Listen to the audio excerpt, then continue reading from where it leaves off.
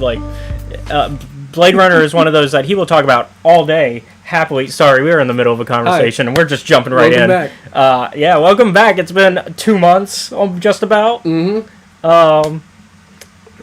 It's almost been 2 months. Yeah. They had to put me in the pod to recover.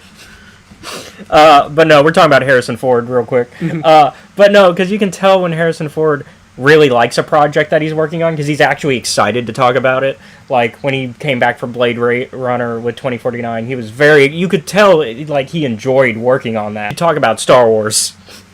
He's like, the thing that this podcast is about. He's like, no, don't talk to Star Wars about me. You can talk about literally anything else I've done. Literally any other movie or show I've been a part of.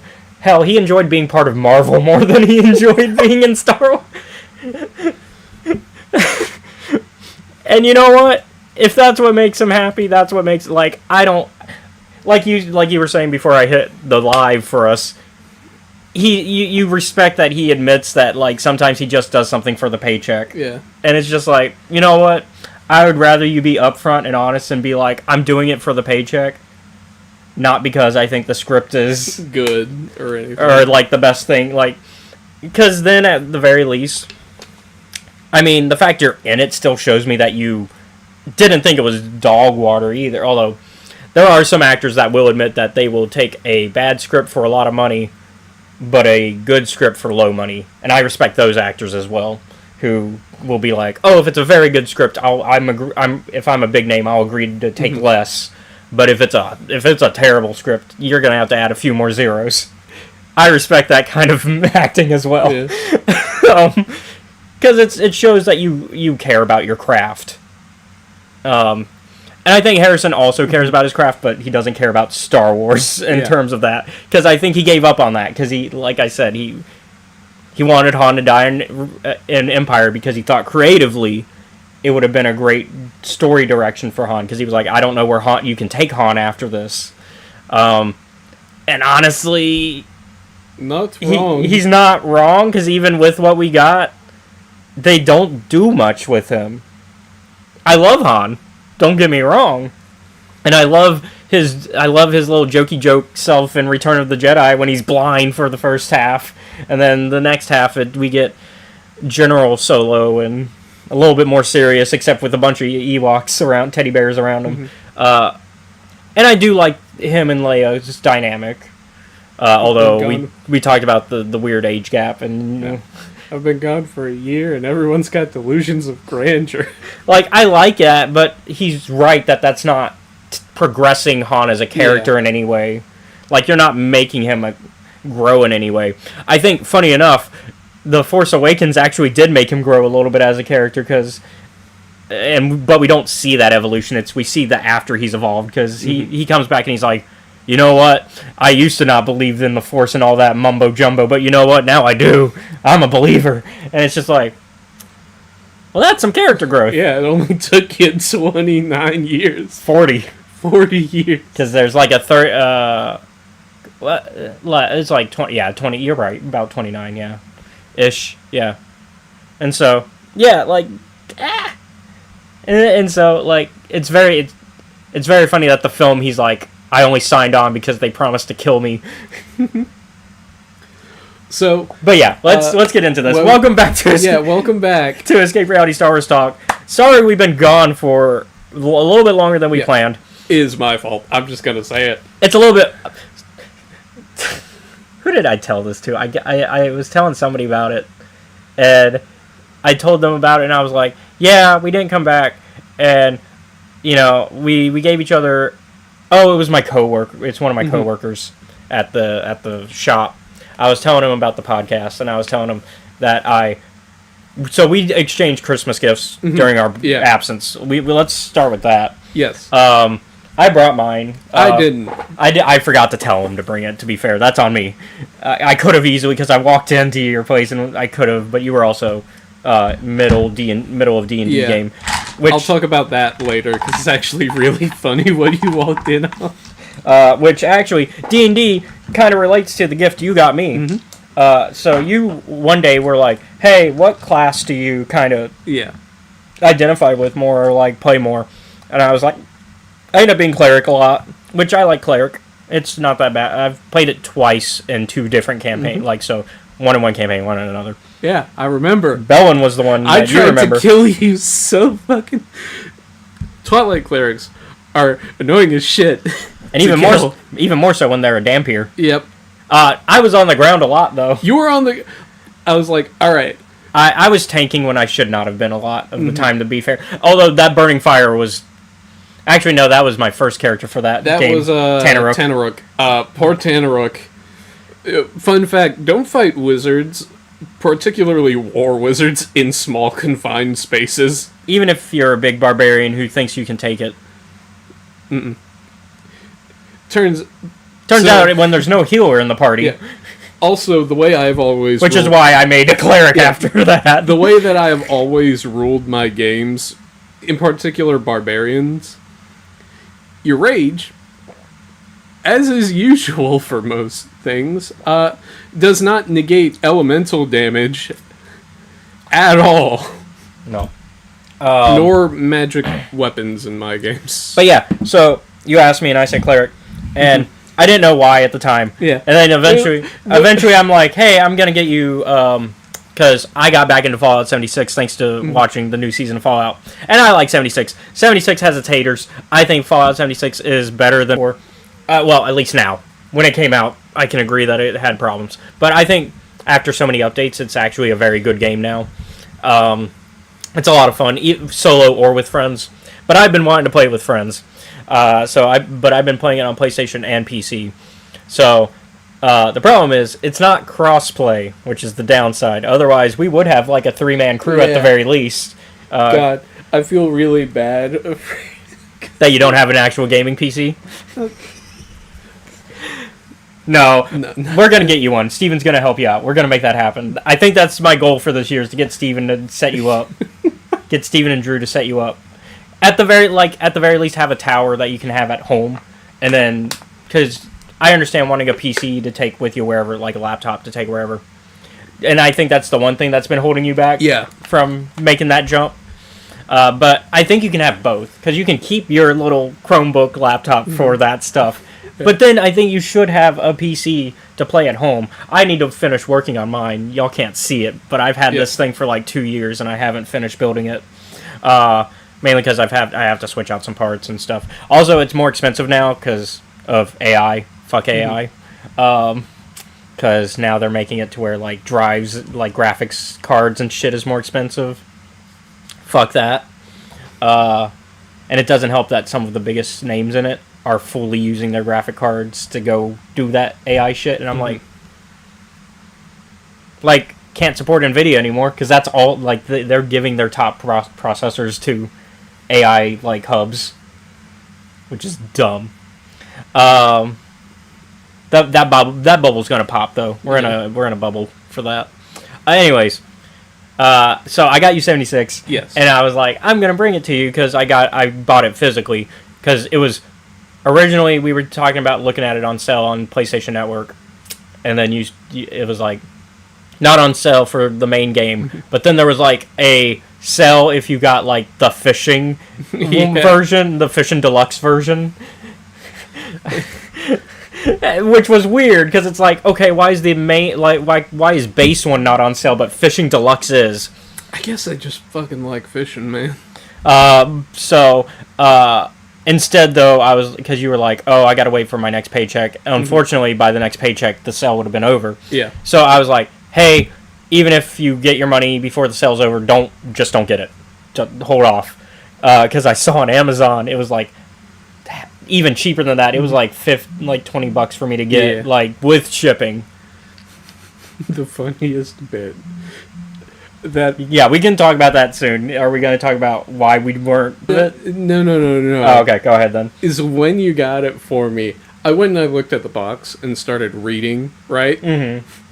Which nowadays, unfortunately, PlayStation, like, unfortunately, boxes aren't as fun as they used to be. You don't get like full. Mm-hmm. But anyway, like I was reading the case itself because I like physical things. Yeah. Here's a fun thing. It's in Spanish. On the box? On the box. Is it like on the back or specifically? On like the back where it tells you everything. I thought for sure. Oh, okay. It's in Spanish. That's funny. But at least it's the game. At least it's the right region. Not. At least it's the right region because I know it was like region correct when I bought it because when you're on Amazon usually you can pick what region for a game like that. The game itself is not in Spanish, although it's very funny. Although you could probably play it in Spanish. It would be really awkward for me. But yeah, so I brought you Fallout 76 in person, and then you gave me your gift, which was these nice cleric dice. These are dice that are specifically like themed around clerics, and they got little cleric symbols on them to represent their highest number. So what's funny is when we went to buy them, the insistence, which I texted you, because if you look at the time between the questions, it's like none at all. Oh yeah, but yeah, so like it wasn't that bad, and so these have already been effective because I used them during the last Ravenloft session. Got a lot of nat 20s, so the dice are good. They don't have to go into dice jail. Yep. And so, speaking of 76, though, and why we couldn't do a podcast last week, I played. Let me first, because I bought you 76 specifically so we could play it together. Yeah. And I thought I made it clear I was playing more on PC, and I hadn't really touched the PlayStation version because I was waiting to play with you. This man chooses to go, I'm just gonna play it by myself. I'm just gonna play it now that I've got it. And so you grind all the way, because for some reason, you didn't do the normal thing that literally everybody does when they play Fallout now. Even Britt was like, why didn't he do this? I was like, because it's Seth. And he chooses to do shit in the most obtuse way imaginable. Because the game, when you build your character, you immediately get the option of, hey, you want to just jump to level 20. Because, like, Fallout 76 now has it to where you're going to like level 1,000 or whatever. Like I've seen people pretty high up, like 800 at least. I think I've seen of players. So starting out is not gonna boost you that much. This man goes, no, I'm gonna start at level 1 and then I hit level 18 over a week. Not even a week. Yeah, like 3 days. Yeah. I think I'm at 26 now. Yeah. And so... It just... So are we starting a new character when you we'll and I play? We'll start a new character. Okay. But you enjoyed some of the did you do the... There's a quest that I thought you would like. Is the I forget the name of the superhero, but the I don't think I've done that one yet. Okay. It's like the Silver Shroud. Or something the Silver Shroud is... Oh, no, wrong one. And I did do that quest. Yeah, wrong one. There's a different one. Hold on. Fallout 76. I have my eyes closed, so... No, you're good. It's not gonna... Yeah, it's this one, Mistress of Mystery. It's the... No. No. That's not the one. It's like a side quest. Why can't I find it?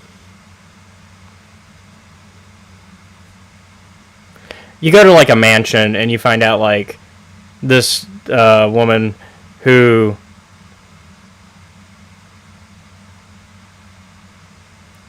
whose husband helped create one of the superheroes on one of the radio dramas, or maybe a detective or whatever.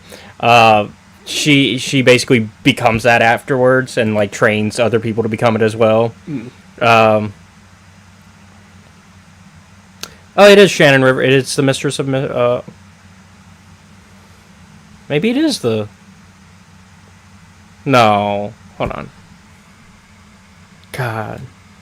I think Shannon Rivers is the character. Stupid AI overview making it more confusing, though. Yeah, it is the Mistress of Mystery. Yeah, and then the Order of Mysteries. Yeah. So she makes other people be able to be the Mistress of Mystery, although you become a whatever of mystery when you... Yeah. And so it was part of the Silver Shroud show, because the Mistress of Mystery was a character in the Silver Shroud. So that's why Silver Shroud was in my head, because it is connected.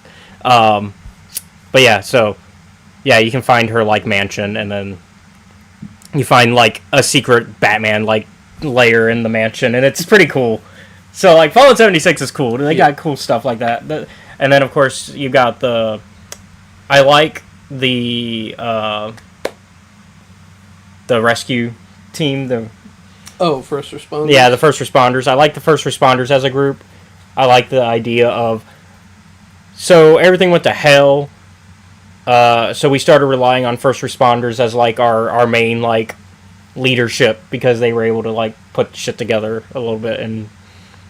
It was a way to make sure the community took care of each other. Like, I like that. I think that's a pretty good idea. And, you know, it kind of gives it its own spin on stuff, because, like, every Fallout game, you always have an organization that's kind of like that. Like, Minutemen for 4, and then you've got, like... 3, it's strangely the Brotherhood, the one time that the Brotherhood... 3 has the 3 good groups, and 3... are... Because strangely that... Well, technically 4. Because that chapter of Brotherhood is actually good. It's one of the few good chapters of the Brotherhood. Mm-hmm. I'd say the 4 good factions in Fallout 3 are... there's the Brotherhood of Steel. Riley's Rangers is okay. Oh, yeah. Then there's the Regulators. Yeah. And then, of course, in New Vegas, you got NCR. Mm-hmm. NCR are trying to do good. Or at least trying... Yeah, no. Like, I'm saying these are groups that try. Like... Followers of the Apocalypse and the Kings are... Yeah. In terms of, like, not... When I say good, I mean they're trying to do good. Yeah. I don't mean, like, they are effective at it, because, unfortunately, it is Fallout, and I think the point of Fallout is, unfortunately, that because of the war never changes ideology, and how humans will always fuck each other over. Even when people try to do good, it doesn't always succeed. But that doesn't mean you shouldn't try. I think is also... like, because I think Fallout is also meant to be hopeful in that regard. Of... Just because there are shitty people doesn't mean you give up. You know? That's my takeaway from Fallout anyways as a franchise. I think, while yes, you have the bureaucrats and these people that are always going to fuck, and, you know, capitalists that are going to fuck you over, doesn't mean you shouldn't try to take care of each other. But let's talk about what we've been up to. So, because I know you wanted to talk about that. I want to talk about D&D. Well, D&D, yeah, we'll talk about D&D. So, where you came in on... when I came to pick you up, yeah. Yeah. We had just finished up a fight with a hag, right? Mm-hmm. And the hag... So, there's kind of been like a B plot with one of our Lily, another player's character, where like some context, each of the player characters has been given a world seed, and this allows us to connect to different types of energy for some of us. This is Kiari's game from what I was hearing? Yes. Okay. And there are other NPCs who also have their stuff, right? Mm-hmm. The NPC for, like, the wind world seed has been, like, kind of going a little bit, like, they want to get with Lily, and we've turned them down. So he's just been going around and doing things to, like, mess with us because of how, like, world seeds interact with each other. Yeah. Like, his original thing is, basically he will give, the wind guy will give people an item.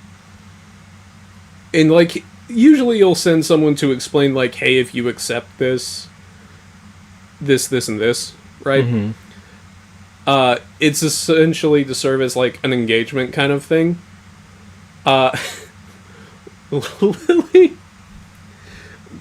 Lily used her world seed on the item after telling the guy no. And so now he's just kind of been like, I don't think he's always been intentionally trying to fuck with us. But now that's kind of changed. Like, yeah. And so in this instance, the hag we were fighting, who's also stealing energy from John's character, Iris, was also engaged to the wind guy.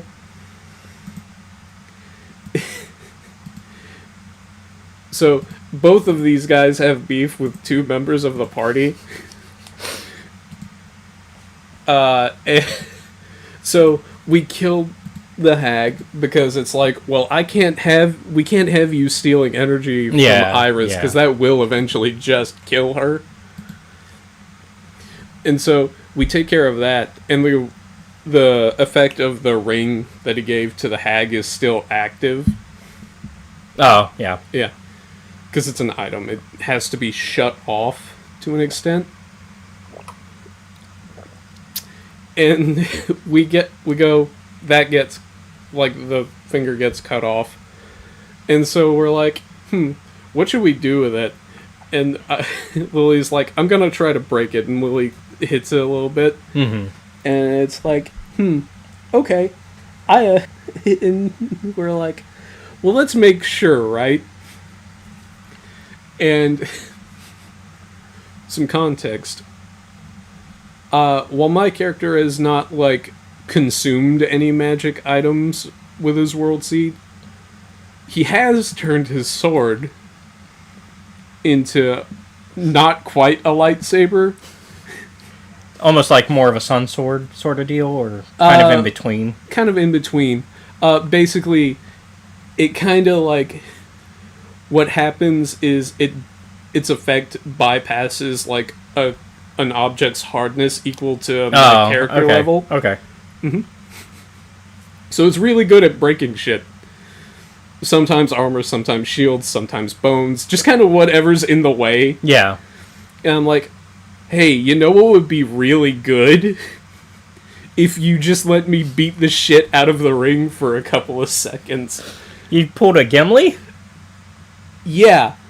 Except it worked, unlike Gimli. Yeah. So remember this, because it is a gift from the wind guy who has used his world seed on it. It is connected directly to him.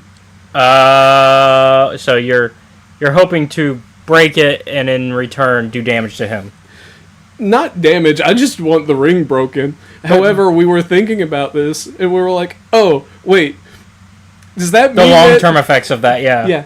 Does that mean that he was just kind of like minding his business, and then all of a sudden went, ugh! Yeah. Additional context: Hermos is a fucking muscle man. Yeah. Like 6'5". That the height is not important actually. What is important Although is 6'5" is pretty big for 6'5", strength score of 19, Yeah.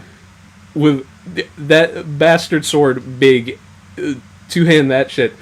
So You're basically doing a cloud with the big old Buster sword. Yep. Just, I'm like, I'm like, oh, just imagine your day and getting fucking hit upside the head repeatedly.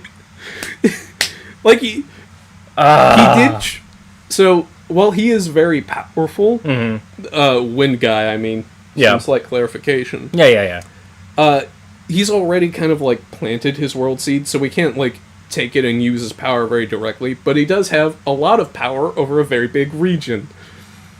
Lily has done something on a slightly smaller scale, and this is where the context comes in. So after Hermos beats the shit out of the ring for about a minute, and it breaks eventually, the wind guy gets really mad. You know what? Fair. If someone started stabbing me with a lightsaber in my brain, I'd probably be pissed too. I was gonna say, is it more soul connected or brain connected? But yeah, I'm not sure. Status unclear. probably soul connected. I would imagine. I imagine so. Kind of like a what's the word for them? The Voldemort thing. Oh, Horcrux. Thank you. Yeah. Kind of like a Horcrux Yeah. situation. And so, and then he's like, I'm going to go and fucking just strike them with lightning. Lily and Iris have changed, like, the weather around this area. That's why the hag became a problem. Lily has altered the trees here to absorb lightning. Because of some other shit that happened that we had to fix. So this weather guy gets mad because Hermos and Lily told him no. Hermos started beating the shit out of the ring. And then he's like, lightning. The lightning doesn't do anything. Oh man. So of stuff I've been up to. I got shanghaied into another Star Wars game. Oh yeah? This one is a little... Honestly, it might be a more expensive one than even Unlimited. Yeah, quit, man. But it's so good. It's, so... And plus... So it's a Star Wars mini-game called Shatterpoint. I have not had a good Star Wars mini-game in a minute. Mainly because, like, I can't do the gluing and the painting shit. And, like... The last time I enjoyed a Star Wars miniatures game, it was the Wizards of the Coast one with the cheap, like, already pre-painted, already put together minifigs. Which Scotty and I actually kind of agreed that Wizards of the Coast honestly should get the Star Wars license back for RPG side of things, but that was a conversation he and I had yesterday, which he gave me a bunch of free Star Wars Destiny shit because oh hell yeah, he bought some guy's collection of like card games, right? So he got a bunch of Star Trek card game and a bunch of the old Star Wars card game that he likes. That Unlimited reminds him of, which is why he likes Unlimited. But he gave me the Destiny stuff because he was like, I'm just going to toss it. You want it? So I have 3 boxes of Star Wars Destiny because, like, cards and dice. Because you played Destiny with me before, back when Destiny first started. But...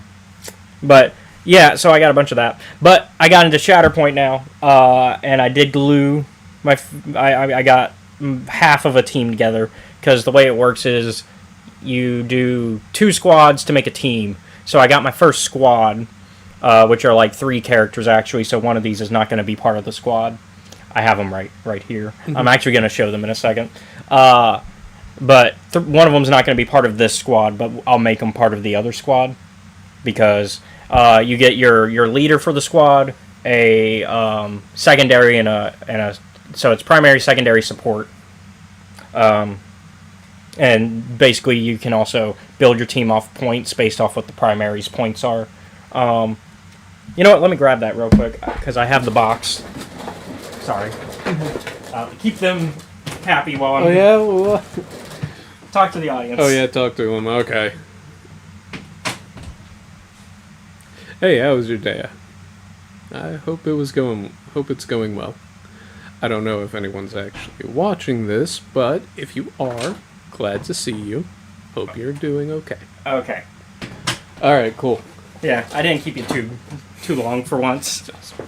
So this is the box. I got my Inquisitors because I'm gonna build a Inquisitor team. Unfortunately, this is the only Inquisitor squad pack that currently exists.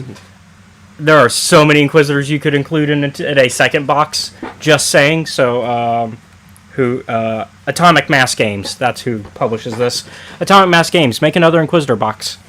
Put Trilla from the Jedi games in there. Put Ninth Sister. Somehow you didn't put Ninth Sister in this yet. Who else could they put? Because this box has Grand Inquisitor, and he's like the leader of that set, of this box. The reason I went to get the box is because they come with cards as well. Because the way it works is you flip your card to see which unit you watched me play it. I was playing it on Tabletop Sim one day to just like practice it and get to know the game a little better. So Anakin go crazy. Yeah, Anakin is nuts, and he's in the starter set that you can get. So, Grand Inquisitor is your primary for that set, and then you got third sister with Reva, although they just go by her third sister moniker on the cards. Fifth brother, so he's one of your support options, and then fourth sister is your other support option. So what I'm going to do is I'm going to I'll put Quizzy, as we like to nickname him. Quizzy, Reva, and fourth sister into a squad, and then I'm going to buy another box, which is going to have Vader and some stormtroopers in it. But I'm just going to put Vader and one of the stormtroopers. I'll put the secondary stormtrooper in it, and then put fifth brother as the support for that. So then I'll have my two squads, and then I'll have a full team, full strike team as they call it. But I've been gluing them, and I am painting them. I'm getting sunk into it fully. I am now a proper miniatures player, because like, you're not fully a proper miniatures player until you start painting your minifigs, right? That's how that works, right? So this is Inquisitor so far. They started more like that color. So there's the unpainted part of them. But as you can see, I got a base coat on them. That's gray, and I got that color on all of them now. Here's Reva. She has a little standing spot that's raised. Here's third sister, or fourth sister rather, and then fifth brother, who is a little harder. I might have to glue part of this because there's a broken moisture evaporator that you can glue to his base as well, or you can just leave it without it, because I've seen most people don't put it on there, but I wanted to put it on there because it adds a little something to them. But this little tip part here, I could probably not. Actually, with the paint, it's dried again. It's not moving now. But when I was painting it, it started nudging again. But even with me super gluing it and then priming it before painting it, because I got some clear spray can primer, so I've been. If you look in my backyard on the porch, you'll see like white spots where the primer was sprayed at. Because even though it's clear, it still left a spot because it's clear primer, so that way it's not adding a color to them.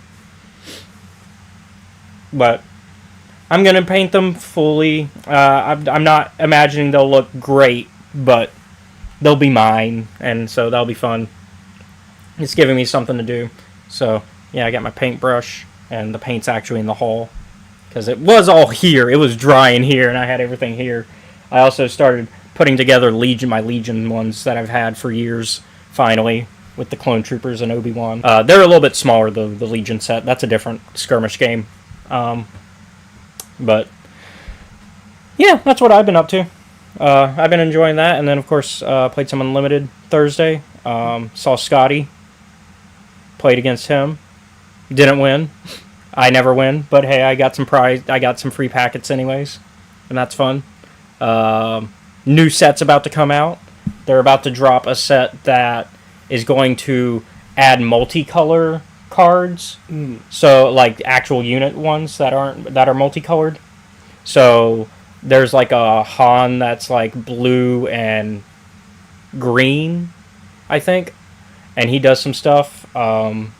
His is like he comes in and you can shield him, and like he's like slowly gets bigger, sort of deal. And it's like his Return of the Jedi blind form, which is why he starts as like a 0 something like that, where he's got no attack because he's blind. You know. And there's some other ones. They're adding credits now, which is kind of similar to treasure tokens in Magic, so you can use it as your resource pool. So that's fun.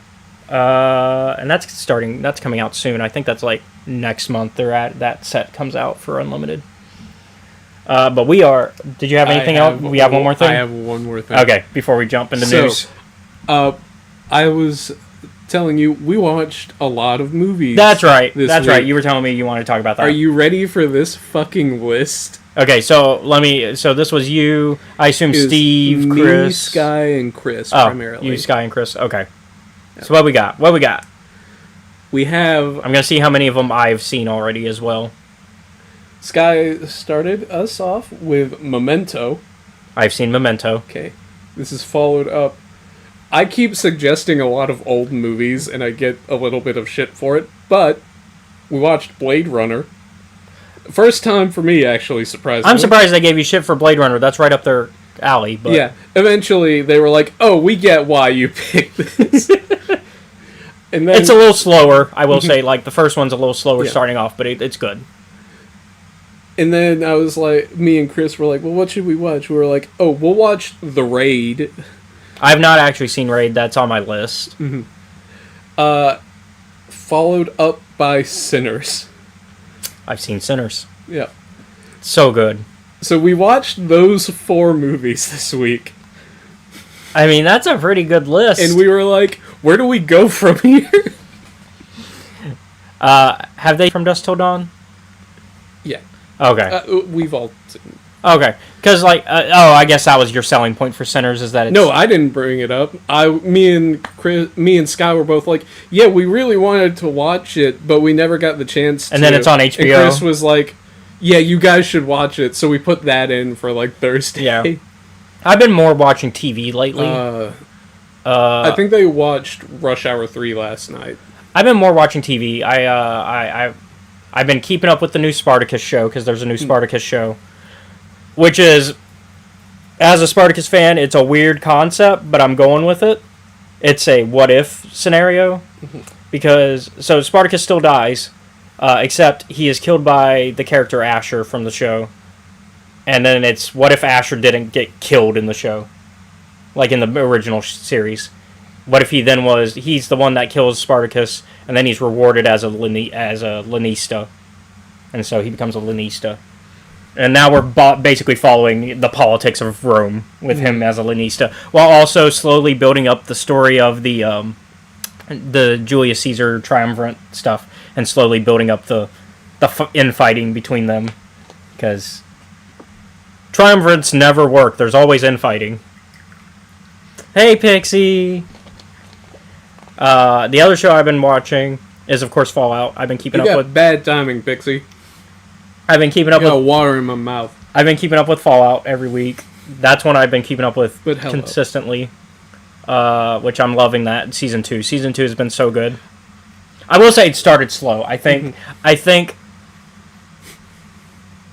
Season 2, without getting into spoilers, I think it took forever to get to the point of the plot for this season. I think the first 4 episodes, I would say like halfway through, it was like, okay, when is the actual, like, it's character development, which I'm personally fine with, But I know, like, for when you only have 8 episodes, you need to start bumping the story a little bit faster. It's got to pacing. You got to give me some pacing here. I think though this last episode was really good at like quickly going, oh yeah, here you go, and so we're good. Once again, without spoilers, because I know not everybody's caught up, because it's a coming out show. It's still coming out, still airing.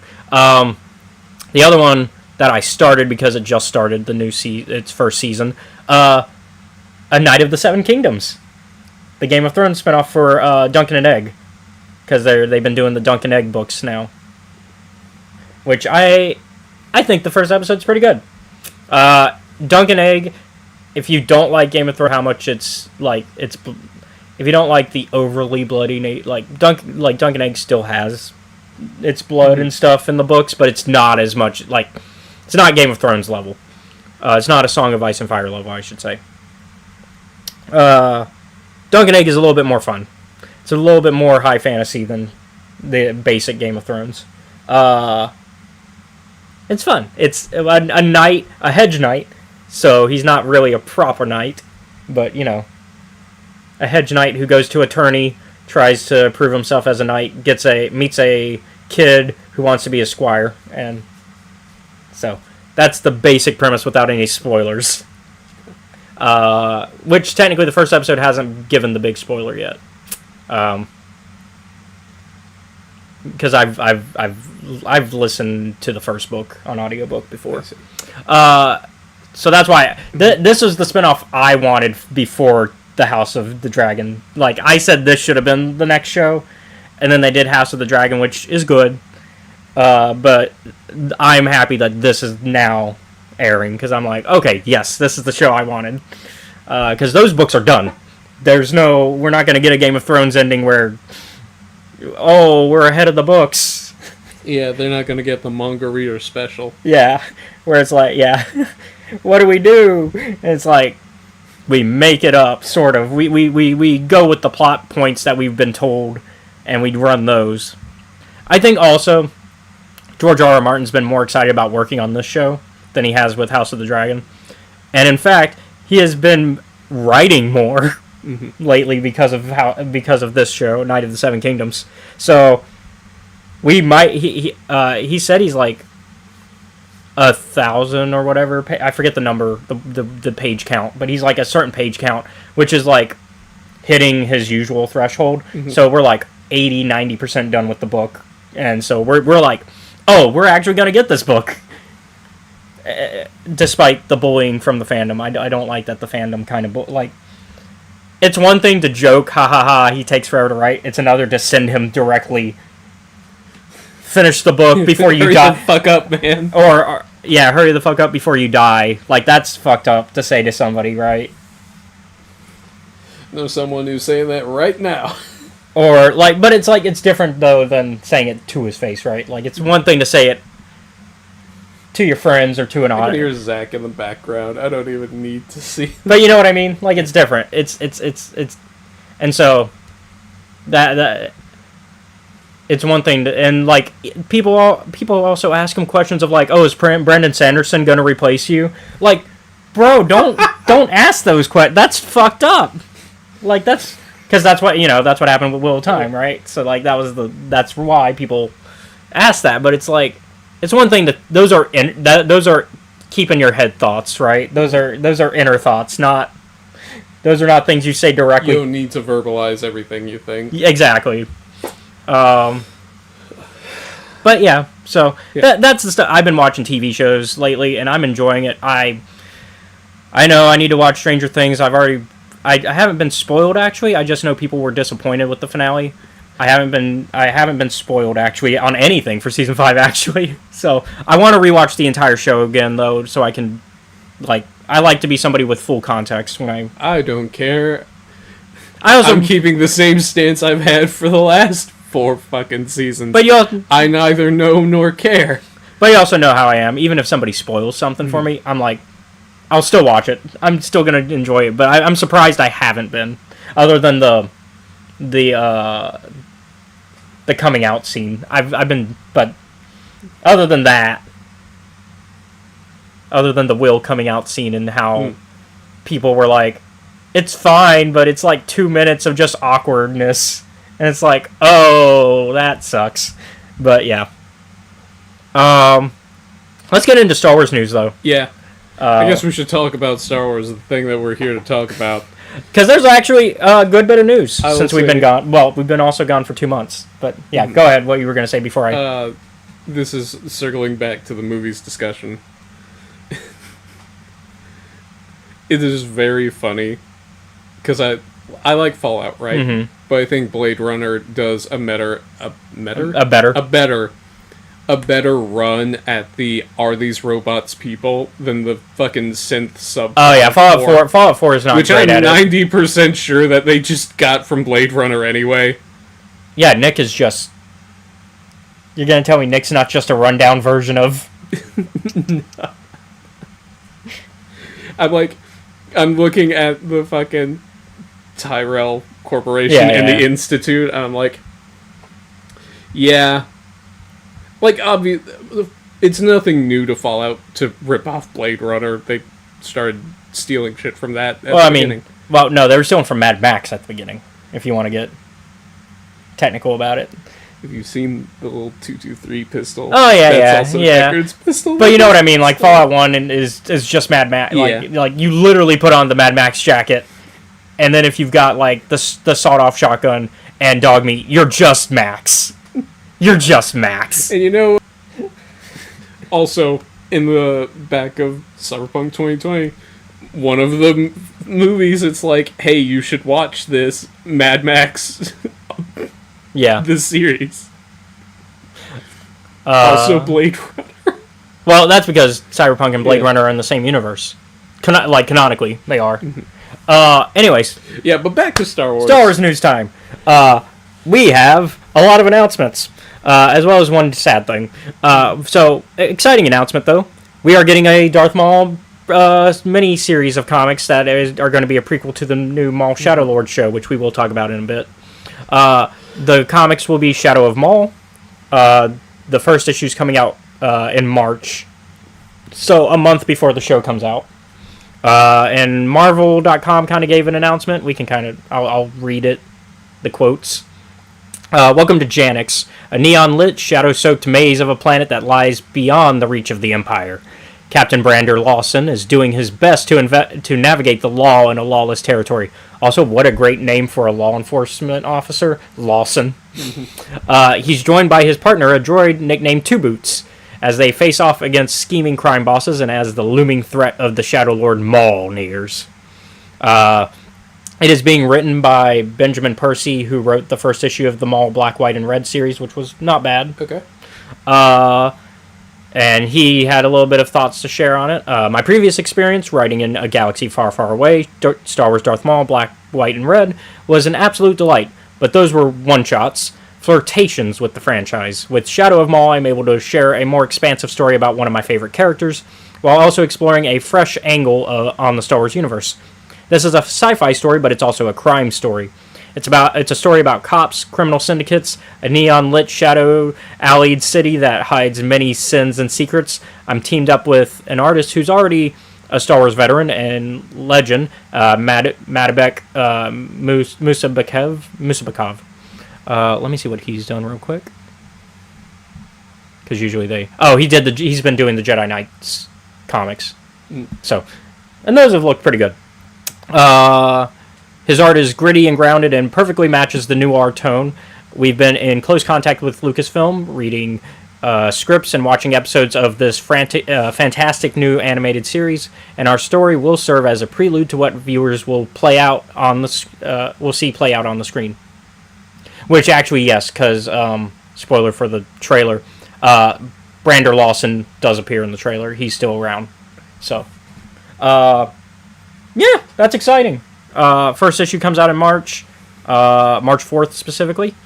We don't know when the rest of the 4-part comics come out. Probably keeping it monthly, I would assume. And so that's exciting, and I think that's the vibes that you like. It's your criminal syndicate. I mean, as soon as it's funny because we were just talking Blade Runner, and they were like, this neon lit city. And then, so we're going to get into the sad news real quick. So Vince Zampella, co-founder of Respawn Entertainment and the head executive on Star Wars Jedi, has died at 55. Unfortunately, it was in a car accident. But unfortunate to hear. Rest in peace, because he also provided a lot of other. I mean, Respawn provided a lot of good games. I mean, Yeah. you got Titanfall, Apex. More importantly, and this one will hit closer to home to our audience, overseeing all studios working on the latest Battlefield 6 Yeah. So yeah. in 2040. Yeah, he was working on. Yeah, he was helping with Battlefield 6 because Respawn does a lot of the. Respawn usually does the cutscene, like the actual campaign for those. As Titanfall and Apex Legends, apparently. So Yeah. shit. Well, yeah, because Respawn, Titanfall and Apex were Respawn's babies. That was their series. Man, Andrew's gonna be so sad when I tell him about this. Yeah, but this was last month. Yeah, this was in December, unfortunately. But yeah, rest in peace.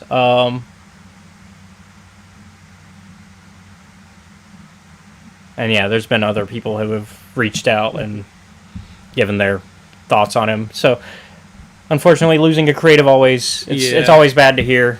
Going back into lighter news, though. Mm-hmm. So, apparently, Star Wars Starfighter is going to have a lightsaber duel in it. And it was directed and shot by Tom Cruise, of all people.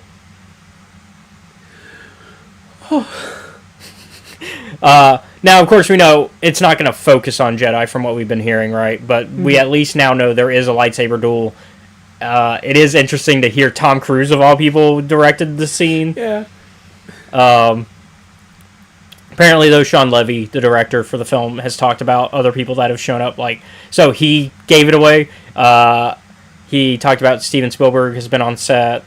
Tom Cruise got to run a camera, ruining his very nice shoes, according to Sean Levy. So the lightsaber duel is not 100% confirmed right now. It's more it's more rumor, but it's from reliable sources. So that's, I mean, it definitely fuels the flames of fans who are fans of Legends content, thinking that we're probably going to get a certain character from Legends brought into canon. Well, he's already in canon, but we're going to make him a Jedi now. And that's from the X-Wing books. There's a rebel pilot who becomes a Jedi. Cornhorn, that's his name. And I was searching it, and then I remembered anyways as I hit search, and it didn't even give me the results anyways. Because the character was already made technically canon, like potentially canon with the Obi-Wan Kenobi show, because the kid he brings to the path was named Corrin. Okay. So fans have already been like, oh, is that supposed to be Corran Horn? Like, is this the new canon version of Corran Horn? He's just older, or younger rather, because Corran Horn was part of the rebellion in the Legends timeline, but it seems Corran in canon is going to be part of the Resistance, and so it would be interesting if Ryan Gosling is Corran. That would, like, adult Corran. That would be interesting, but right now we don't have anything official. Like, even Star Wars Wiki doesn't officially make Corran Horn the Corran from Obi-Wan from the Kenobi show. Yeah, they make him they give him just his own page for now. But I think that might change depending where we go with this. So that's exciting if they go that way. But also, Starfighter is the one that you're probably most excited about, just because it's moving, because of your whole philosophy when it comes to Star Wars, which is go forward. Go forward. All right, so some changes at Lucasfilm have been happening also. Kathleen Kennedy is no longer acting president. She has officially exited the role at Lucasfilm.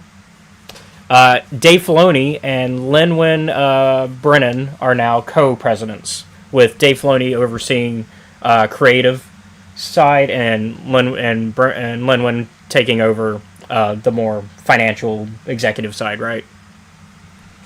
So that's exciting, I guess. If you've been wanting this change, I find it. I think Scotty and I have theories about what's going to happen here, because of course you've got the chuds of the Star Wars fandom who just been going, Kathleen Kennedy fired from Lucas. Like, obviously that's never happened, right? Every time they would say that, or every time they would go, she's leaving Lucasfilm. No. Finally, it happens. But Scotty and I think Disney's going to promote her, and she's going to become the new Bob Iger. She's going to be CEO of Disney. We'll see how it works out. And we have both agreed that we will laugh our asses off if that's what happens.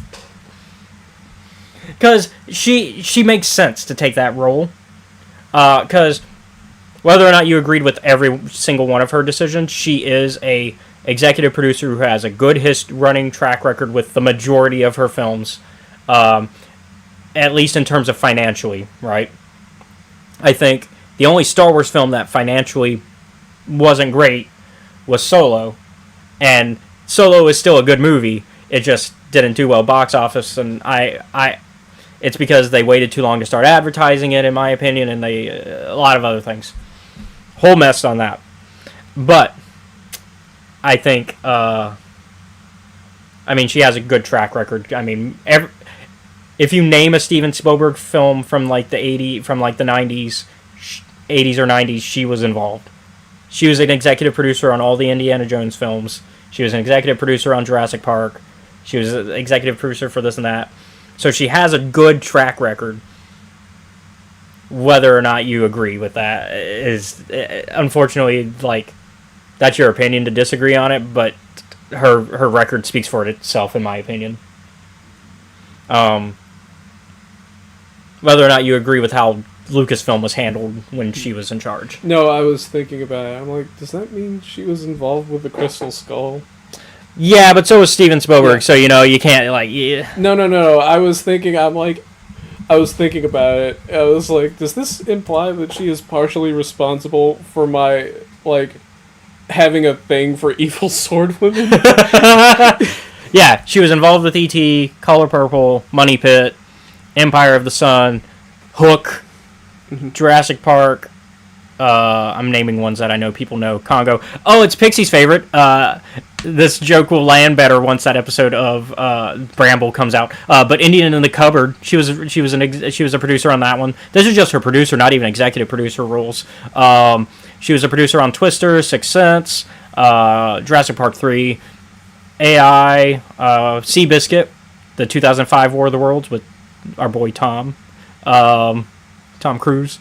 Curious Case of Benjamin Button, The Adventures of Tintin, Warhorse, Lincoln, and then, of course, we got the Lucas stuff and the new Indiana Jones. Executive producer roles, we got Gremlins. Yep, there you go. Got Fandango, The Goonies, Back to the Future, Young Sherlock Holmes, which I like. That is a very good comedy, in my opinion. That is underrated. And then we've got American Tail, Who Framed Roger Rabbit, all the Back to the Future, so I'm not even going to name each one individually. Gremlins 2, American Tail 5 Goes West, Cape Fear, We're Back, A Dinosaur Story, which I think is underrated. It's a good creepy film for kids. Schindler's List, The Flintstones, the movie that has our boy from Fallout being an executive back in 10,000 BC as well, and now he's an executive in the future. Balto 1, she didn't work on any of the bad sequels. Lost World for Jurassic Park. She did work on Crystal Skull. Yep. We got Young Black Stallion. That's a classic, in my opinion.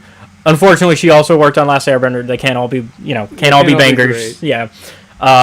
Secret World of Arrietty, the U.S. version. BFG, which I like. I like the live action BFG.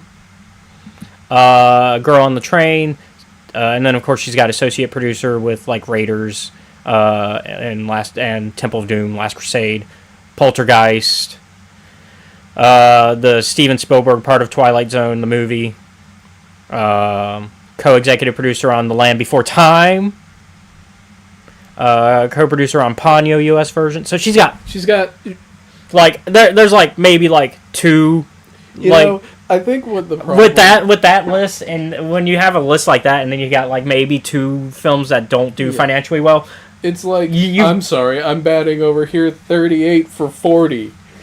Yeah, like, and of course people will go, I didn't like any of the Star Wars projects when she was in charge. So you mean you don't like The Mandalorian? You mean you don't like Andor? You mean you don't like Skeleton Crew? I'm gonna name the ones that I know are universally liked. You're gonna tell me you didn't like The Force Awakens? There are people who now are retroactively going, I didn't like The Force Awakens. Don't lie, you liked it when it came out. You're gonna tell me you didn't like Rogue One? Like, don't lie. Don't say I didn't like anything she did. And hell, she tried to bring back Willow. It's not her fault that Disney decided and then remove it from Disney Plus, which pissed me off even more. It's fine if you cancel it, but if you're gonna cancel it, leave it on your platform, the only place you aired it. Especially if you're not gonna give us a physical version. Anyways, that's my Kathleen Kennedy rant. Just a boring conversation anyway. I'm excited to see where Dave Filoni and Lin-Manuel and Brennan take it. There's a lot of places that we can take it. She did do an exit interview, and so according to Star Wars Newsnet, here's some of like the major points to take. Yeah. Star Wars Starfighter was conceptualized as a standalone film, but Kennedy is not ruling out potential sequels, though there haven't been any discussions yet, or so she says. So right now, Starfighter is a standalone, but we could see sequels under the Dave and Lin-Manuel era. Mm-hmm. We will see. James Mangold's Dawn of the Jedi is on the back burner of development and may not go forward after all. That's unfortunate to hear, but that makes sense because we talked about this. James Mangold is like doing his own stuff. Mm-hmm. You and I have talked about that privately, where he's just like, I'm going to do this film instead. Now I'm going to do this film. I'm winning Oscars. It's fine. I don't need to do Star Wars right now. Taika Waititi and Donald Glover have submitted scripts for their respective movies, and they are still alive. However, the new leadership will have final say. Yeah, because we've speculated about the Taika one. No, sorry, You forgot the Donald Glover. No, one? There's a way of reading that sentence. Yeah. Oh, that they are. Oh. Well, we know Donald Glover and Taika are alive because they're still making things outside of Star Wars. But it's just a really funny way. Yeah, but I am excited to hear that at least the Donald Glover one is still around, because that was supposed to be a Lando project.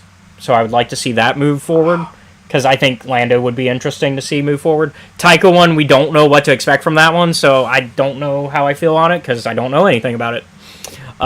Simon Kinberg's trilogy is in active development. Kinberg submitted an outline last August that is now being reworked entirely. Late last year, he finished a new 70-page treatment, and he will turn in a new script in March. So, hey. So, at the very least, the first film in his trilogy is moving forward. These are the film news that we have been asking for a while to hear about, because we're like, hey, what's going on with this? Because like Lucasfilm has kind of had like so many Star Wars projects on that we've forgotten that some of these were even happening. Kennedy's biggest regret at Lucasfilm is making Solo. I disagree with that, but that's okay. Not because of how the movie turned out, but because it was too soon. Okay. You know what? I'll give her that. That was when they were trying to do a movie every year, and they were going back and forth between main sequel trilogy film, standalone film, and that was just too soon to do that, right? You could probably get away with it now. She had conversations with Vince Gilligan, so Breaking Bad, about doing a Star Wars TV show. She also confirmed sitting down with David Fincher and Alex Garland. Some good creatives. She started talking to Bob Iger and Alan Horn 2 years ago about her succession, and back then she recommended Dave Filoni and Lin-Manuel Brennan to succeed her. So she kind of pushed for this. That makes sense. She argues that she argues she will not come back like Bob Iger did a few years ago. Yeah, because Bob Iger pulled his "I'm not CEO anymore," and now he's CEO again. Yeah. Fuck. Just when I got away, they pulled me back. Well, it's because it's replaced. I was not a fan of Chapek, and a lot of people weren't. And then Bob Iger was like, I'm back. I got rid of Chapek for you guys, but I'm gonna be worse than I used to be. She definitely thinks there will be more Indiana Jones movies. That's interesting because Harrison Ford's just fucking salivating. I'm wondering. It sounds like she just thinks it'll happen, though. Not that means no actual conversations have happened about it. She looks. But he's back there. Yeah, he's ready. Well, I think also they probably are thinking recasting and doing younger, and probably because they're gonna have to eventually. She looks forward to working with the new technology, including exploring a responsible use of artificial intelligence. And working out the complications around trying to figure out what we're going to do in terms of protecting artist rights. Okay. I'm fine with that then, when it comes to, like... Because I think AI can be a tool. You just have to, one, make sure that artists are protected in that process. So, you know what? That's a fine statement. I can work with that. And then lastly, there was no mention of Charmin Aboy Chinoy's movie, which is the Ray movie. But that doesn't mean it's dead, because I think Daisy Ridley said some stuff recently about it. I just didn't pick that as our news for today. So yeah, that's a lot of good. I mean, honestly, I think we got a lot of info out of that. Next up, we got so at the Disney park, Galaxy's Edge, they are at the Disneyland side, anyways. They're going to start introducing original trilogy characters to the park. So it's going to become original trilogy focused, while the Florida one I think is still sequel trilogy focused. So to tie into that, they're going to release a comic book like they did with the original when they originally opened Galaxy's Edge. It's a 5-issue miniseries called Galaxy's Edge: Echoes of the Empire, and it's going to explain how Luke and Darth arrived on Batuu, which is it's the planet that you're on when you go to Galaxy's Edge. It's being written by Ethan Sachs, known for the Bounty Hunters comic, as well as previous Galaxy's Edge comics. So, I think it's in good hands. The new comic will roll out in April, which will be matching when the theme park on April 29th does its rollout. Not much more beyond that I'm going to read. I mean, unless you care about the plot, but I mean, we'll read it when it comes out. Yeah. That's fine. Cool. We're used to having the tie-ins to the Disney parks. We've read that stuff before. Mm-hmm. So, next up, the one you're excited about. We're going to watch the trailer for Shadow Lord, because that came out during this week. They gave a trailer going, they did a teaser going, hey, we're going to drop the trailer tomorrow. Then they dropped the trailer. So we're going to watch that together. All right, Maul, what did you do for 9 years? And how are we going to make that only 3 seasons of television? Because we're not pulling a Clone Wars of 7 seasons of television. 3 years per season. Well, yeah, that's probably how you do it. That would be the easy way. Or maybe they don't cover the entire 9 years. Mm-hmm. You know, you just build up, tell a story that you think is... An option that Star Wars might... That's the more realistic option. More realistic option. Consider doing. Oh. Nope. Wow. Starting off strong. Hold on. Let me turn on the video for that. Oh, hold on. Haha. We've sent you to the void. What will you do now? We'll just audience. Yeah. Oh, hold on. They don't got sound. Oh no. Oh no. It would help if they could hear the trailer. Yeah, it might help. No, only image, no audio. I mean, they could probably hear a little bit from the mic on pickup, but, like, actual proper hearing it. Mm-hmm. Times have changed. I will show you the galaxy for what it truly is. See things from a new perspective. Oh, we got the Pikes, of course. Yep. Is this what our future holds? Always running. Jedi on the run. Jedi on the run. Good question. Oh, there's Lawson. That was him. I offer you an opportunity.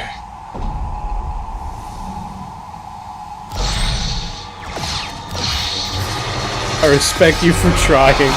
Also, though, that's a hell of an entrance. Maul.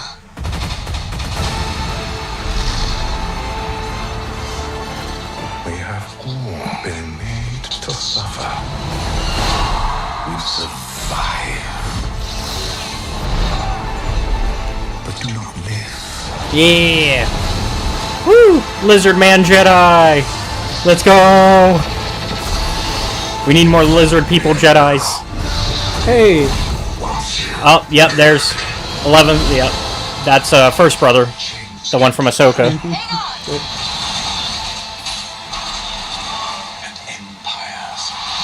And then I think we gotta play a little Duel of Fates.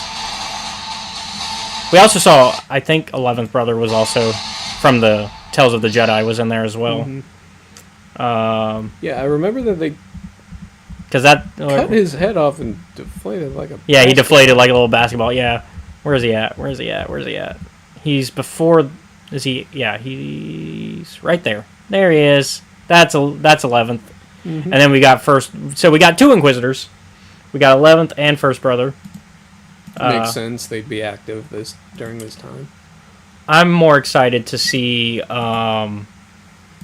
if they bring in. There's one in Rebels that doesn't like Maul, and so I'm hoping we'll get to see that one as well.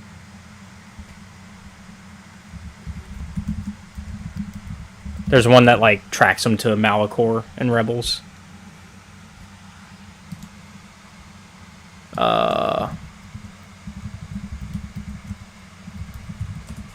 Trying to remember which one it was.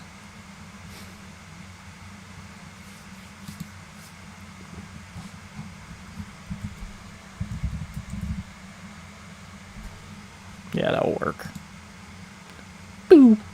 It was 8th brother. So we didn't see 8th brother in the trailer, but I'm hoping we get 8th brother.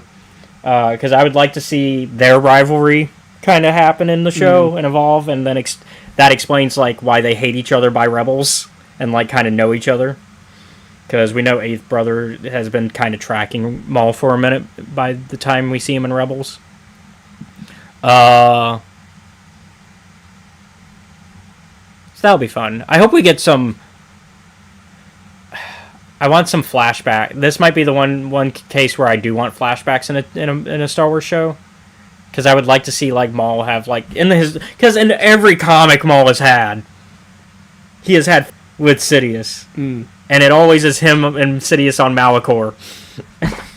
I want some Maul and Sidious flashbacks in the Maul show. But I think it's interesting getting 2 new Jedi. We're getting 2 new Jedi in this. We're getting. I'm gonna pull up their names, because we already have their names. I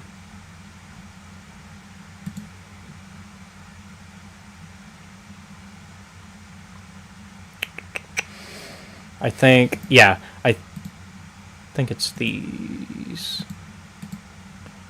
Yeah, Devon Azara is the Twi'lek Padawan. And then we got, which one is it?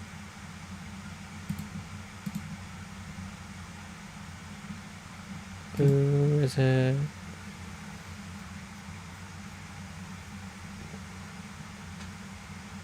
I don't see who the lizard one is. Where's the lizard man?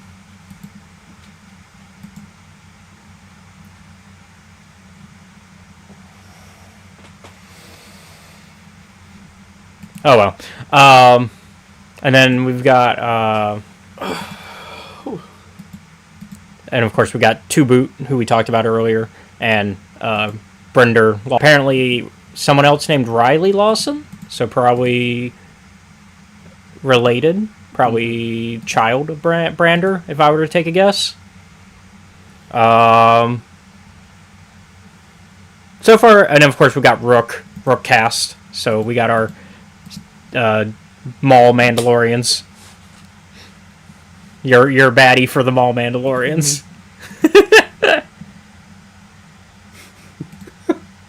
I'm not wrong. You're not. The most emotions shows small clap. But it looks like it's going to continue taking place on Janix. So, but it which looks So yeah, so we're gonna because when I saw the trailer at first, I thought, oh, this is Coruscant, like lower levels, but no, he's staying away from Coruscant.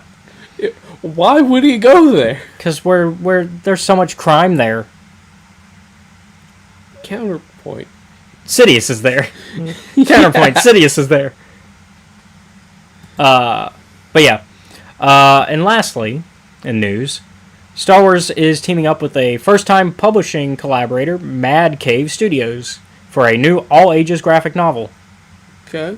It's going to be called Smugglers and Scoundrels. It's going to have our Jackson the Rabbit. Yeah, we're getting Jackson the Rabbit. Let's see. I did not get a chance to really look at what it's about. It's so Star Wars Smugglers and Scoundrels, The Race for Jabba's Bounty. It's going to be written by Cavan Scott, our boy, with Christian Colbert as art. Scott says this will be Jackson's first meeting with long-term rival Han Solo. Oh, okay. Notorious crime boss Jabba the Hutt has lost a precious family heirloom, and he knows just the scoundrels who can help him get it back. Race to the finish line with some of the galaxy's most infamous rascals, and see who will get their hands on the treasure first. Will it be Han Solo and Chewbacca aboard the trusty Millennium Falcon, or Han's old rival, everyone's favorite fast-talking Leppy, Jackson T. Tumparaki, and his lucky rabbit's foot? Or will it be Boba Fett, Greedo, or another competitor who takes the crown? Find out in this rip-roaring ride full of risky maneuvers, double crosses, and questionable morals as smugglers and scoundrels from across the galaxy race to recover Jabba's prize. And they're doing another one, so it seems we're getting 2 projects from this. The second graphic novel is Star Wars Tales from the Outer Rim, The Legend of Beggar's Canyon. So it looks like we're getting a young Luke story. Yep. It is written by Greg Pak, another Star Wars veteran writer, with art by Brent Schoonover. And in the story, Pak describes as a rare study of Luke's relationship with his seldom-seen childhood friends and enemies. So yeah, this is going to be return to Tatooine ahead of the 50th anniversary of Star Wars A New Hope in this all-new graphic novel by comics legend Greg Pak. Encounter Womp Rats, T-16s, Crate Dragons, and more in this action-packed adventure. Like most kids his age, Luke Skywalker longs for adventure, but growing up on the distant desert planet of Tatooine, he feels more than a little stuck. And with Luke's best friend Biggs Darklighter already daydreaming about leaving to enroll in the Imperial Academy, Luke feels like he's sinking into a sarlacc pit. So he decides it's time to embark on an unforgettable summer adventure of his own and brave the legendary Beggar's Canyon.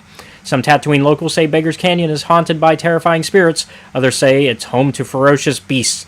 Luke, Biggs, and their friends are determined to conquer this mysterious abyss, but will they discover the truth behind the tall tales, or be lost in the harsh desert sands forever? These are more fun things. Yeah. These aren't. I don't know if those are what Womp Rats look like, but if they are, those. Yeah, that's Womp Rats.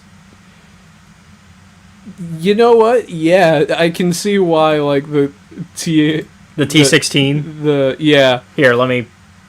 Oh yeah, sometimes we just had to shoot them. Like, you know what? Yeah, those look like they could be a problem. But also, when you see how big they are, you start to realize it's not that impressive that Luke could hit them. Because Biggs is like, Luke is like, I could hit Womp Rats with a T-16 all the way back on Beggar's Canyon, and like that's like an impressive maneuver. No, it's not. No, it's not. That's Farm Boy impressive, but not real world impressive. I didn't think they were that big. Yeah. Yeah, they're big. Yeah, they're like a dog size almost, like Marcy size, like a small dog. Yeah. With that, I assume it's in. Yeah. With that, are we ready to talk about the main Yeah. topic for today? I guess we better, man. Yeah, we're running starting out of to. time. Yeah. We're gonna go ahead and spoiler alert.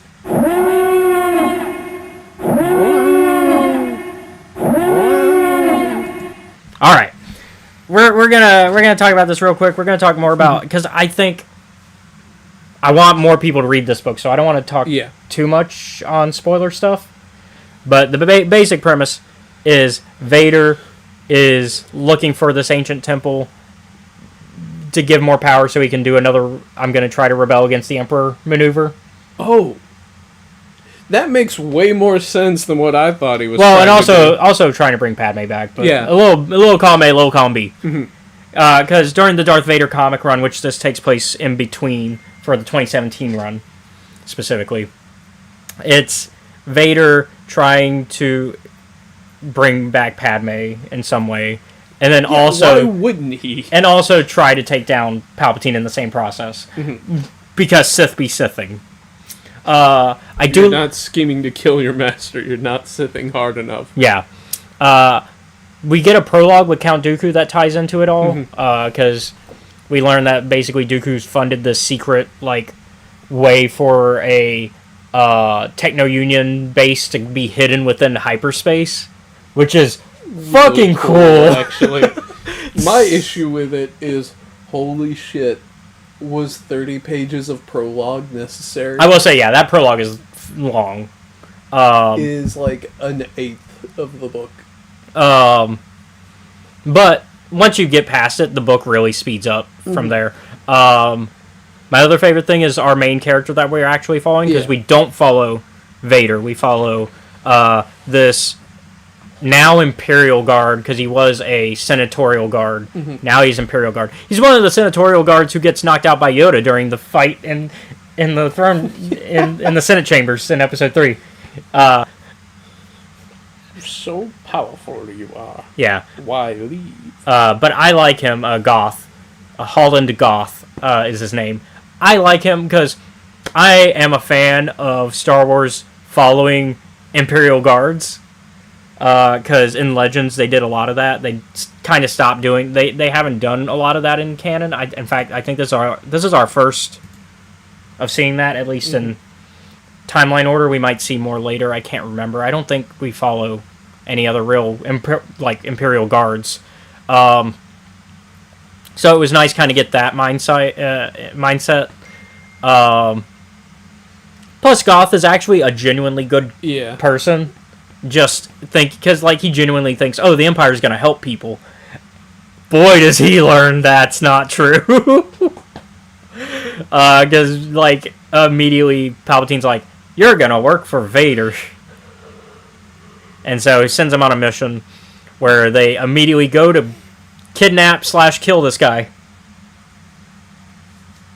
Because he's got information about the temple that Vader's looking for. And he's supposed to technically give it to Palpatine, but he doesn't. Yeah. I also like following Appo, of all the clones, to come back from Revenge of the Sith. I didn't expect the one that goes, hey, Bail Organa, get the fuck out of here. You're not a Jedi, but we'll fucking shoot you if you don't leave. Also, I'm gonna murder this kid. Ah, my leg! I'm gonna murder George Lucas's kid. But no, George Lucas's kid kills him, and then he gets gunned down. Appo only loses legs, apparently. I didn't expect Appo to come back. I learned that he survived that. They gave him mechanical legs. Which he gets better ones by the end. He gets upgraded ones at the end, because Vader's like, oh, you served me well. I will reward you. Yeah, like a good boss. I wouldn't put Vader as good boss material.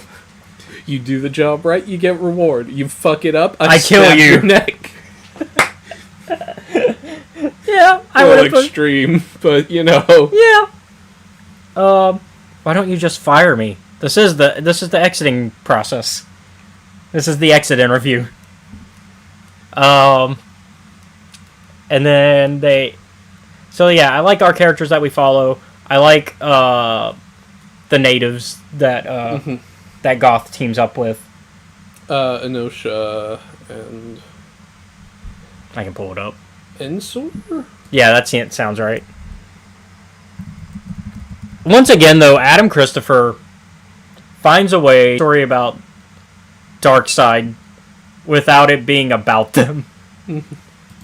But he does it so because he did it with Secrets of the Sith,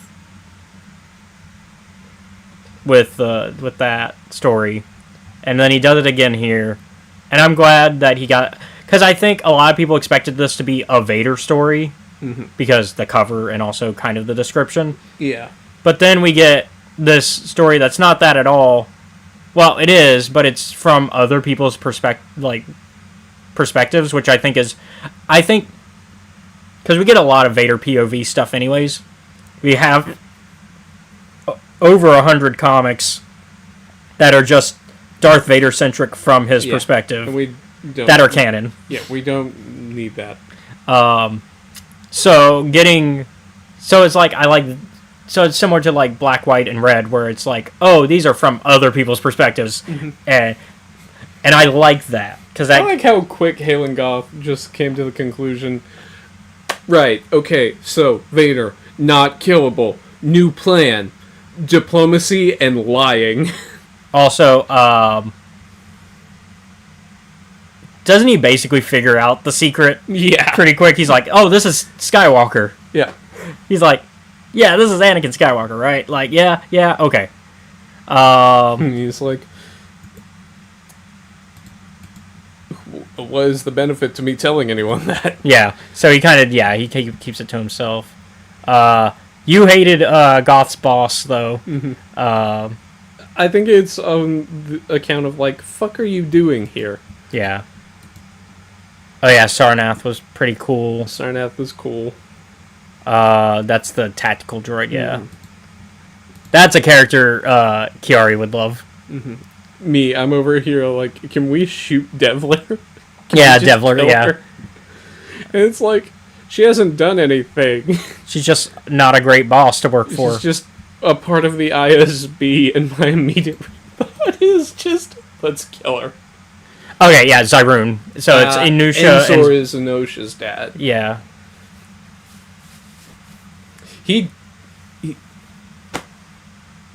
So, no, Inusha and Zyrun, and then her dad is, Yeah. because Anusha's the daughter, Zyrun is the mom, and then, yeah. I like Deso as a plan. I think Deso was interesting. Yeah. God, that fight was...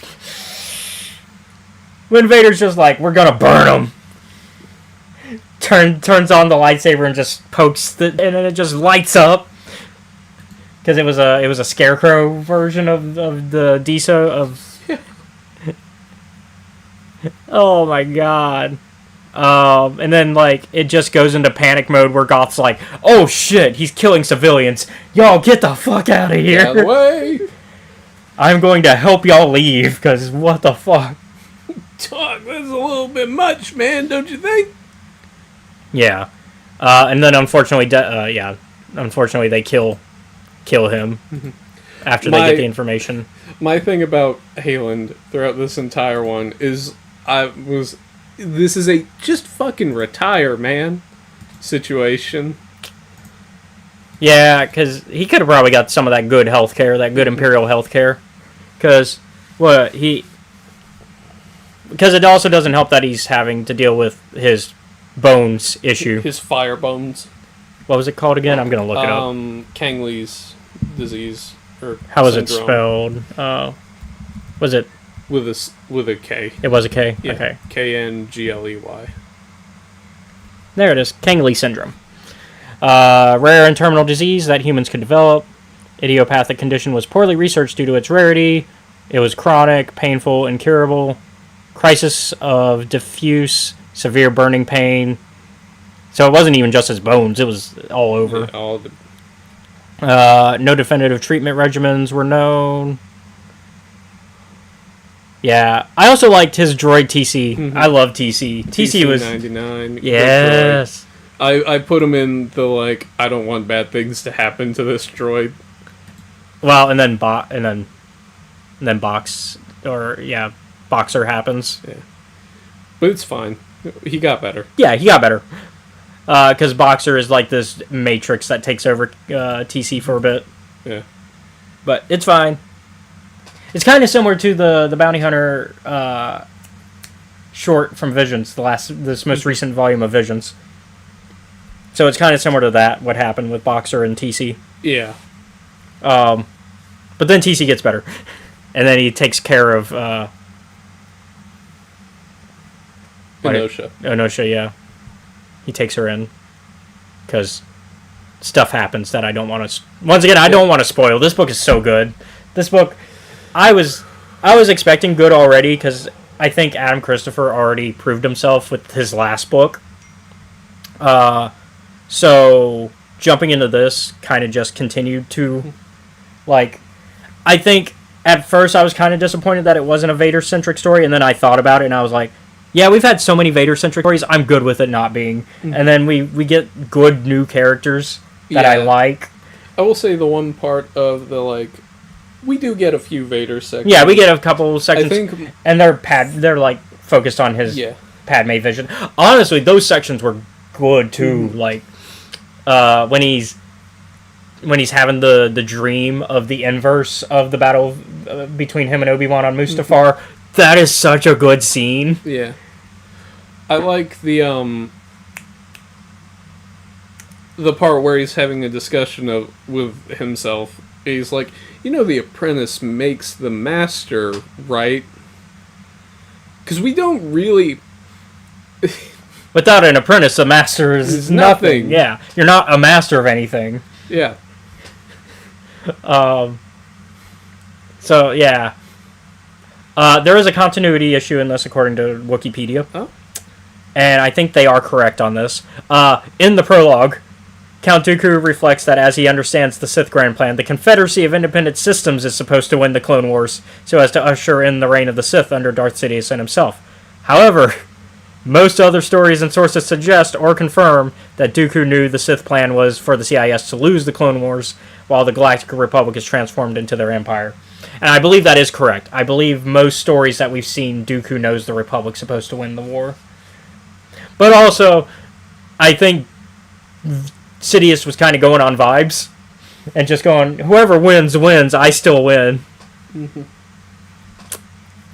But also, because also Dooku thought he was supposed to be in charge of the Empire the whole time, forgetting that Sidious has been wanting Anakin under him this whole time. Man, it's too bad no one ever, like, genuinely takes up Dooku's offer that can act on it. Yeah, well, the problem is, Dooku's still technically lying. Mm-hmm. Dooku is, in fact, still a Sith, even when he's like, help me kill the Sith and destroy them. It's like, no, you just want to be the new Sith Lord. Why are you lying? You are lying, sir. Oh, that was who Broadside was. Broadside was one of the ones that they thought for a second might have been the traitor clone. Because they got pictures of each of the clones. Bo was also one of the clones that was on the platform threatening Bell. Yep. And then, who else? I was looking at the list of who all was in Shadow Squad. Because Vader's like, let me do a first reunion tour. Mm-hmm. Dude, I do like how when they get to the ship, it basically turns into a fucking horror game. You would like, there's a level in Republic Commando that's basically that, where you go into like a ghost ship. I like the design of the ship/temple, where it's like, it's modular.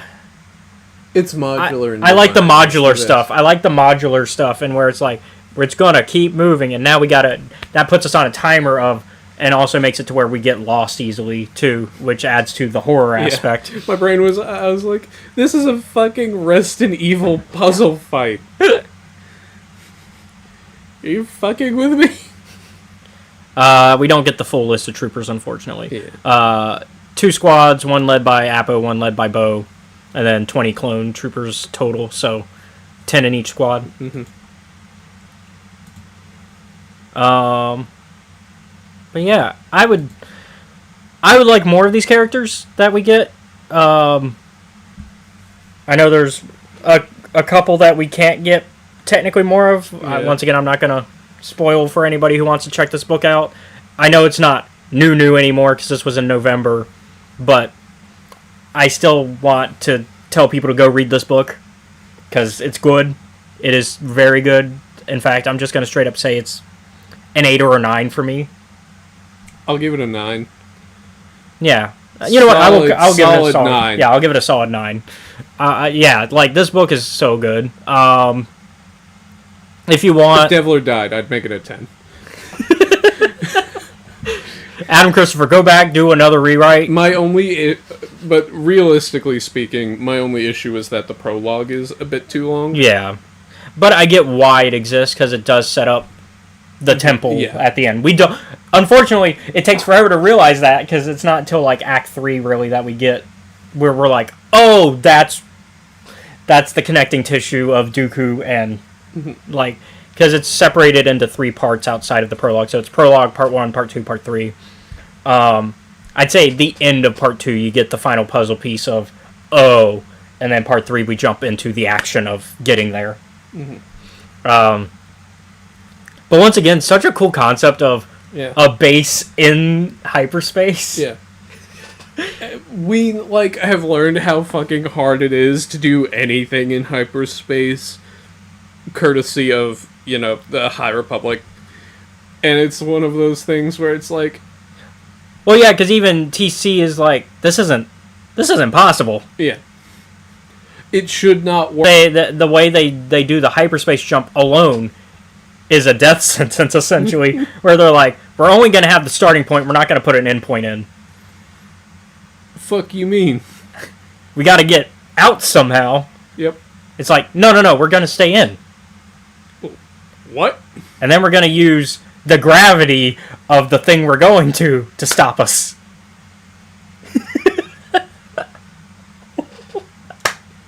You know that, it just kills you, right?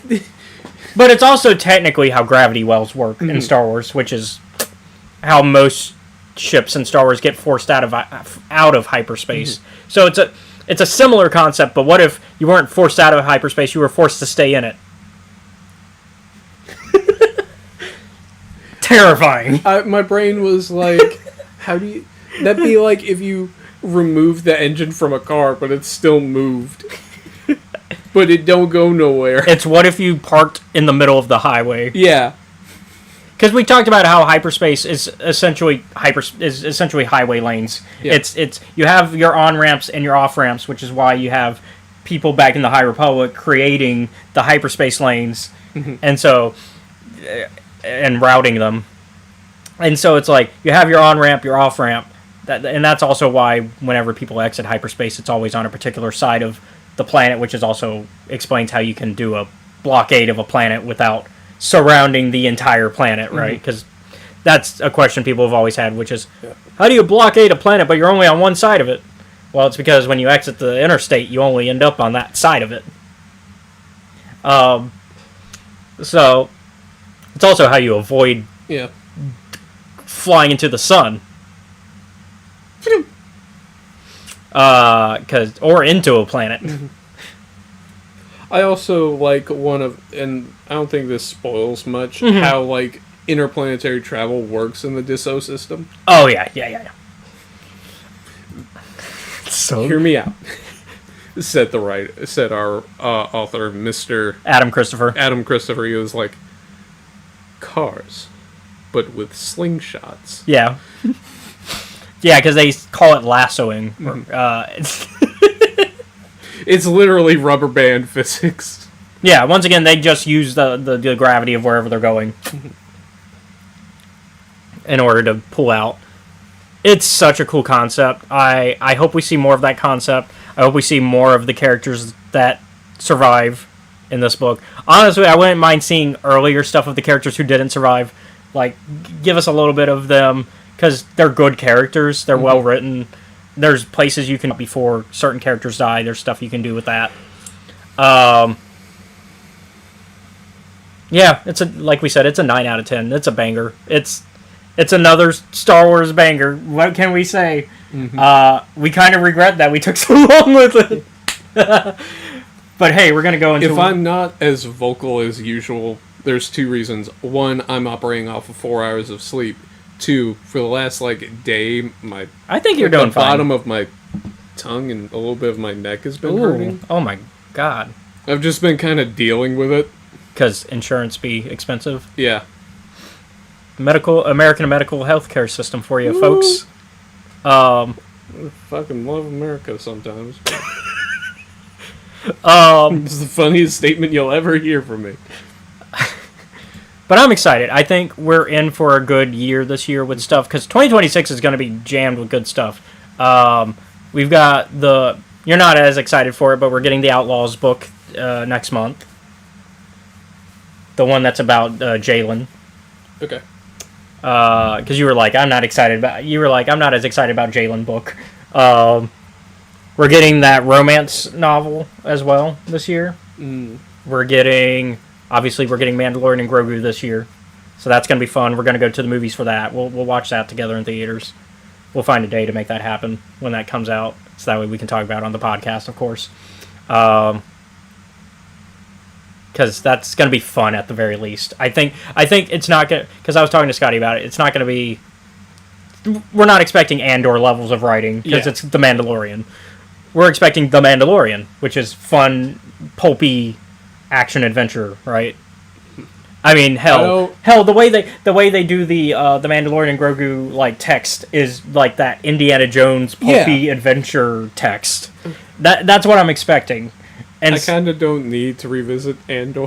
You're like, I don't need the depression from that. Yeah. I have enough shit that I don't need to add on. Which, I skipped it in the news section, but Andor is getting its accolades for Season 2. Okay, cool. It should. From the Directors Guild Awards. So, hey, awesome. Andor Season 2 definitely deserves whatever accolades it can get. It's a good show. But yeah, I'm not expecting that for Mandalorian. I'm expecting Mandalorian. You know? Mm-hmm. It's a different vibe. We're getting Maul this year, which I think looks good. And depending where they go with the story, I'm excited. It's going to be a fun crime. It's the crime show we wanted, because we didn't get that with Book of Boba Fett. We wanted that with Book of Boba Fett. We didn't quite get it.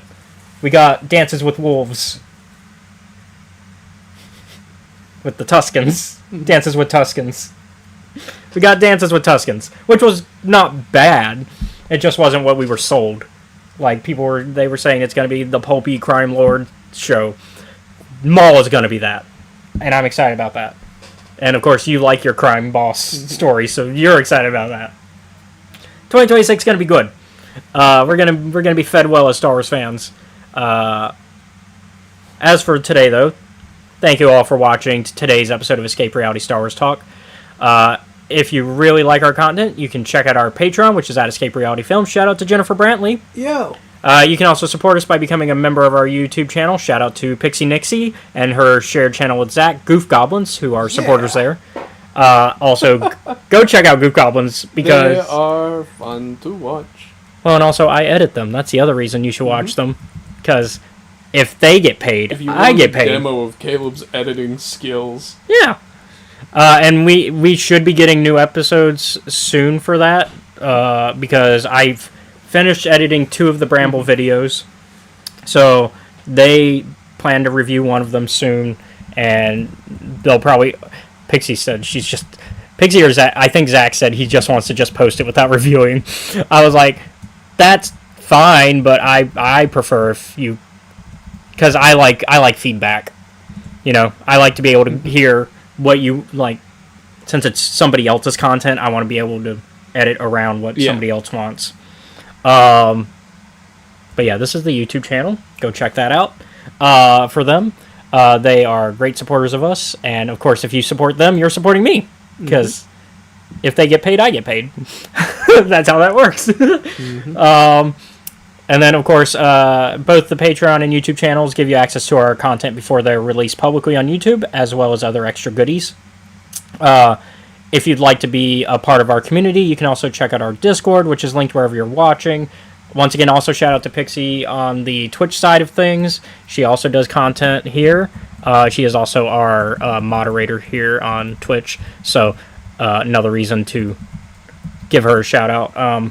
She does variety streaming, and so lately she's been doing Arc Raiders, a little bit of Fortnite still.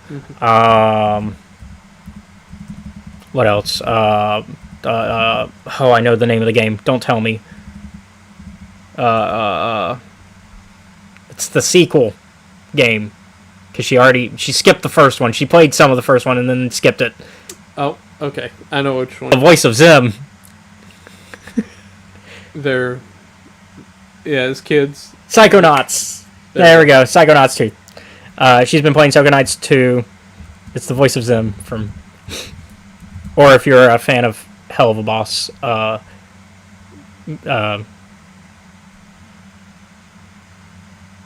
said it, I was talking about that character earlier. Which one? Oh, describe them. The husband. Oh, Moxie. Moxie, thank you. I think I spelled this right. My brain is on. We are almost done, and we're excited because we're going to be playing some Grounded after this. Yeah. Which is also a reason you should join our Discord community. We play games, we hang out. Mm-hmm. Last night, I murdered a chicken with a sword that kind of overdid it. Yeah, he and I were playing some Divinity Original Sin together. And I got a blonde girl mad at me. Yeah, you got my companion mad at you. You don't talk to Jahan ever. Because he's your companion. Yeah. I let you to be fair, I will friendly fire anyone, apparently. Yeah. Myself, you. To be fair, you did it by accident with Bear Daughter. You were like, oh, this is warm, so she needs to be warm. And then you read when you actually read the description, it's you're like, hey, don't. It does like debuffs, essentially. And so it's like, oh. It was like, oh. Sorry, I didn't mean to. Light of God. Boom. But yeah. That fucks with people's brains, man. But speaking of friends of ours, because you were talking about them earlier, and D&D stuff. Yes. Every other Sunday from 5 to Central Standard Time, you can catch some friends of ours. 5 to 7 Central. You skipped the 7. 5 to Central. There's your fucking route map. 5 to Central. 5 to Central where? Wherever the fuck. But yeah, 5 to 7 Central. 5 to 7 Central Standard Time. You can catch some friends of ours over at the Steam Dungeon on YouTube at Trials of Nebu. I think they're having a game this Sunday. Exciting. What's going on? And so, yeah. And so, we're not as caught up as we should be, but go watch it. It's always a good time from whenever I do watch. It's just fun D&D. If you like D&D, go check it out. Which, if you follow us, you probably do like D&D. Yeah. Once again, thank you all for watching. Join us, hopefully next week. Yep. As we get to finally talk about, I think, something that Seth has been excited for. Path of the Lightsaber Volume 1. Which is not moving forward, but takes place in the sequel trilogy. So that's why, like, okay, I will put up with this. Because it's technically moving forward without moving that far forward. And also, we've learned to enjoy the Star Wars manga whenever that comes out. And we might do another comic as well as a surprise, just to kind of play some catch-up. Mm-hmm. I don't think we can do that comic, though, as well, because that's a little bit bigger. Okay. We could almost maybe do a triple feature, but I think I'd have to look to see how long that one is. Yeah. We'll see how we do with the manga and the other comic that I am going to tie in. Mm. And then we'll see if midweek how we feel, if we think we can add that. Yeah. Because then we could do a triple feature for y'all. But once again, that's going to be it for this week. Y'all have a good one. I have spoken. Y'all be safe out there.